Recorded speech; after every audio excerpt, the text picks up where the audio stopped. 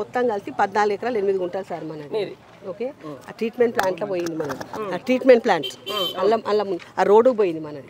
అదే పక్క ఖాళీ స్థలం కూడా మనది. మొత్తం ఇక్కడ 28 సర్వే నెంబర్లో నేను 50 స్క్వేర్ యార్డ్స్ 80 స్క్వేర్ యార్డు 20 ఏళ్ల క్రితం నేను సేల్ చేసిన అండి. అది ఎంత 1 lakh 2 lakhs 1 lakh 2 lakh నేను సేల్ చేసినాను. అయ్యా 20 years బ్యాక్, ఇప్పుడు కాదు నేను చేసి 20 years బ్యాక్ సేల్ చేసినాను. ఇప్పుడు వాళ్ళు వచ్చి ఇప్పుడు వాళ్ళు ఎన్ని రోజుల నుంచి నేను తిరుగుతున్నా అండి, ఏమంటారు హద్దుల కోసం నేను పెట్టాలని చాలా అని తిరుగుతున్నా నేను అక్కడికి. అయినా ఎలాంటి చలనం లేదు వాళ్ళ దగ్గర. అంత మాకు నోటీసులు ఇవ్వకుండా డైరెక్ట్ వచ్చి కూల్ చేస్తా అని జేసీబీ పెట్టిండ్రు. ఇది మాత్రం పద్ధతి కాదు. అది నోటీసులకు సంబంధించి ఏమి ఇవ్వలేదు సార్, ఏం ఒక్క నోటీస్ ఇవ్వలేదు నాకు. నా 14 ఎకరాల 8 గుంటలు నాకు కావాలి. నాకు ఒకటి విషయం, వాళ్ళకి 23 గుంటలు అని చెప్తున్నారు సార్. వాళ్ళు కూడా సర్వే చేసుకోవాలి కదండి.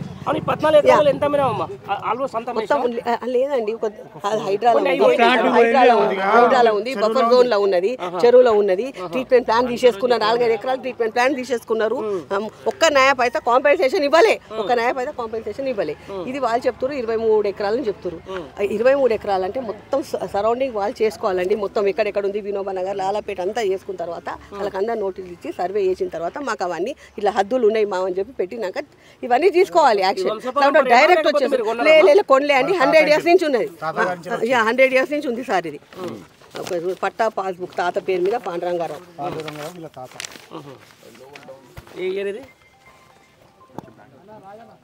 వీళ్ళ తాత అంటే 100 సంవత్సరాలు బిఫోర్ 76 నుంచి ఉంది. ఇవ్వలేదు సార్, ఇవ్వలేదు, ఎవరికి ఇవ్వలేదు. ఒక్క నోట్ చెప్పండి, ఎవరైనా ఇచ్చిండ్రా? ఎవరికి నోటీస్ లేదు. మరి ఇప్పుడు వాళ్ళు డాక్యుమెంట్స్ కూడా చూసే పరిస్థితులు లేరంట, విసిరేస్తురట. సార్ వాళ్ళే దగ్గర డాక్యుమెంట్స్ లేవండి. వాళ్ళ దగ్గర స్పెసిఫిక్ గా ఎంత హద్దులు ఏందని వాళ్ళ డాక్యుమెంట్స్ లేవు.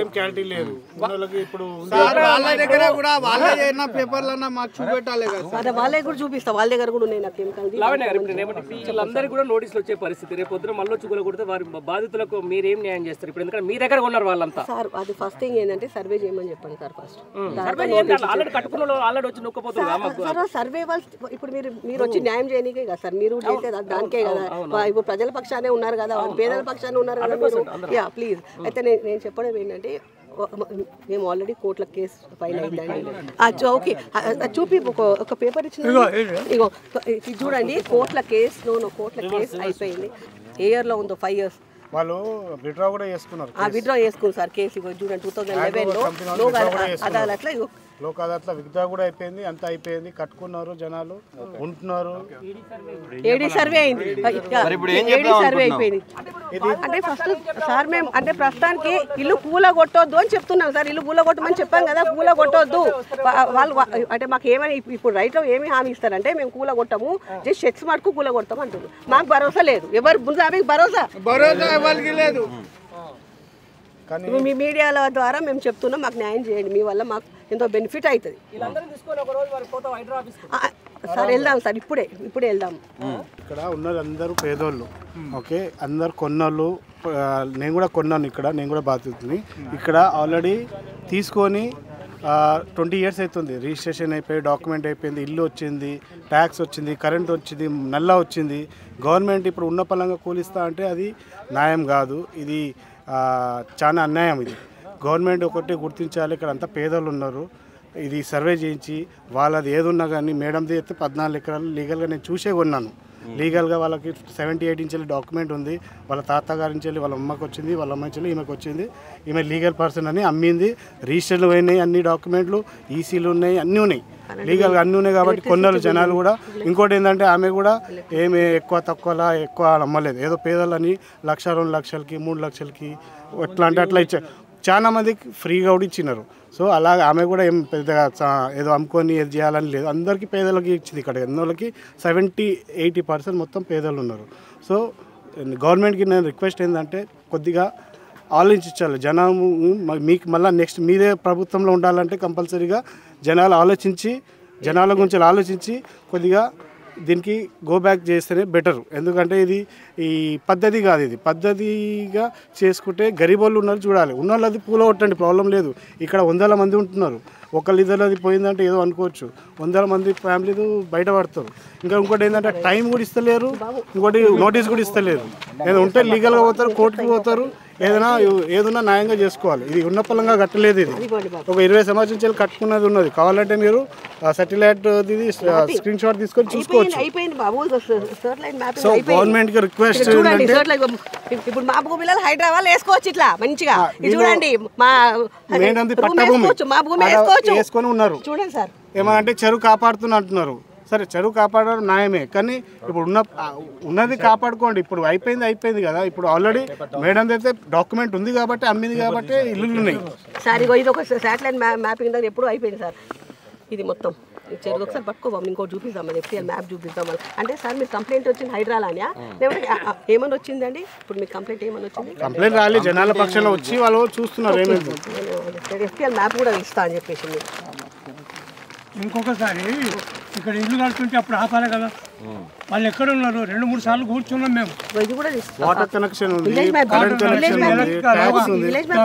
గవర్నమెంట్ ఒక్కటి తప్పు చేసేది సార్. రిజిస్ట్రేషన్ ఉంది, గవర్నమెంట్దే కదా సార్. నల్లా ఉంది, గవర్నమెంట్దే కదా సార్. కరెంట్ ఉంది, గవర్నమెంట్దే కదా. ట్యాక్సులు కడుతున్నాం, అది కూడా గవర్నమెంటే కదా. ఉన్న వీళ్ళు ఇవన్నీ తిన్నారు కూడా ఎన్నిసార్లు దౌర్జన్యం చేస్తున్నారు. ఏడీ సర్వే చేసినాం. ఇగో ఇది చూడండి, ఆగ్రో సంబంధించింది. చూడండి ఒకసారి చూడండి సార్, ప్లీజ్ ఇది చూడండి. సో మీ దగ్గర అన్ని డాక్యుమెంట్స్ అన్ని ఉన్నాయి సార్, అన్ని డాక్యుమెంట్స్ ఉన్నాయి సార్. ఏం చెప్తారు ప్రభుత్వానికి? ఒక అపీల్ చేసుకోండి. ఇక్కడ మాత్రము సర్వే చేయని మాత్రం దౌర్జన్యం మాత్రం చెప్పు. अब देखो भाई, यहाँ पे जो है सो पूरी पब्लिक 50 गज 60 गज पे ज़मीना लेके है।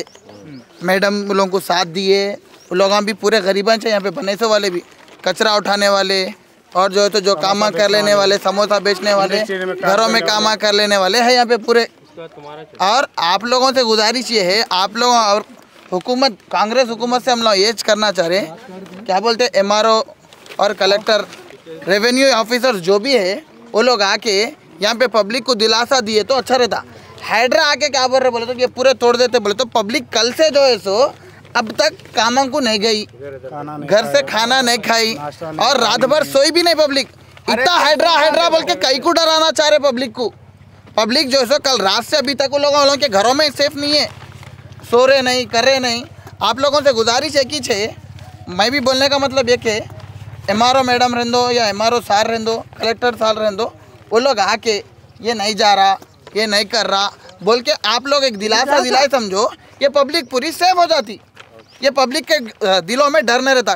कई को बोलता हूँ आते तो इलेक्शन है, कॉर्पोरेटर इलेक्शन अभी है, फिर वो कॉर्पोरेटर इलेक्शन में अब ऐसा करे तो फिर कॉर्पोरेटर इलेक्शन में पब्लिक भी मालूम किसको कैसा करना है, क्या करना है। बेहतर ये है हुकूमत से अपील ये की छे, कांग्रेस गवर्नमेंट से रेवंत रेड्डी सर से अपील ये की छे, आप सबके लिए इंसाफ करो, इंसाफ करे तो सब जन खुश रहते।